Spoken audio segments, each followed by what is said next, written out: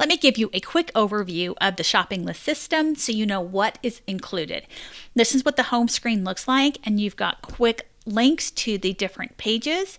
You can go into any of these sections, and it is divided by subcategory, so produce, meat, etc. As you have items you want to add to your list, you just click what you need and it will get added, and you can repeat that with every single category that you happen to have.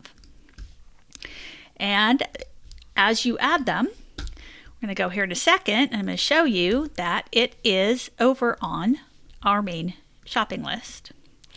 So here on our shopping list, everything is sorted alphabetically. We can identify which store we're going to shop at. And then we can review our list by store so we can see what's needed. And as we buy, we just check things off. The lists that are here, we can completely customize the store, and you can add or remove items you don't want so that is completely what you want. You can change the name.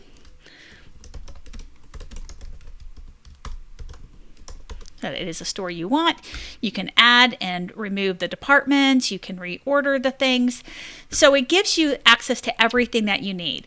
But the best feature of all is that this singular system can be shared by all the members in your family. So everybody can put that on their device, and as they find things they need to add to the shopping list, they can click and add it versus you having to go around and ask, or that dreaded, oh mom, I forgot to tell you I needed blank, and you just walked in the store from the grocery store.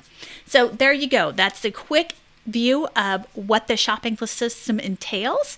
If you are interested in buying it or learning more, you can find a link in the description below. Have a great day.